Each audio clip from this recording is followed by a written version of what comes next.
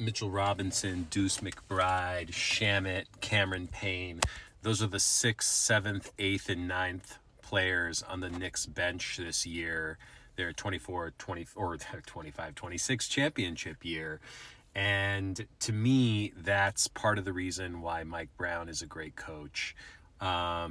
And I think it's one of the number one most important metrics that we should be thinking about when we're actually judging coaches in the NBA. I think for too long we've been kind of looking at coaches from the perspective of narrative, from like a kind of, which coach is the sort of coach that the NBA media has sort of like, narrativized as the coach that sort of has the best chance to win the coach of the year or something like that. It's not just, I don't mean that in a bad way. It's sort of like the obvious sort of coaches who have been coaching well over these last few years, who now kind of are in that perfect position momentum wise to potentially win the coach of the year trophy or something like that. By the way, I think most coaches aren't thinking about this stuff, or they say they're not thinking about this stuff. It's sort of easier said than done. Not to think about trophies, but props to the coaches who can actually pull that off. But I think that there's a difference. I think somebody like Tom Thibodeau, he doesn't even get to the 7th, 8th, and 9th players on his benches, right? Like if he does, he plays them for so little.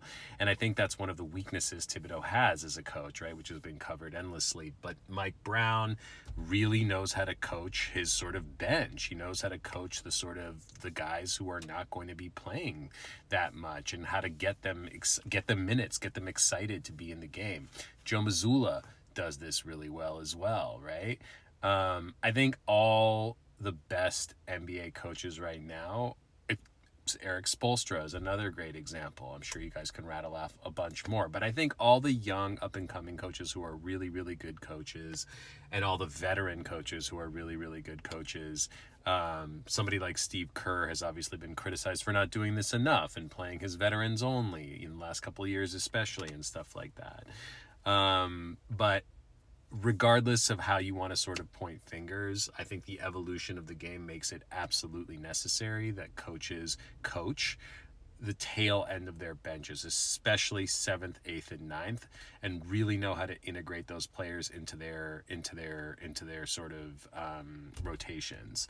The Spurs are doing this really well as well. And I think I'll just wrap this up by saying, like, we don't really need media narratives to explain to us which coaches are sort of the coaches that deserve to win Coach of the Year. Just look at the benches. Look at the way they coach their 6th, 7th, 8th, 9th players. They don't even have to be good teams. I think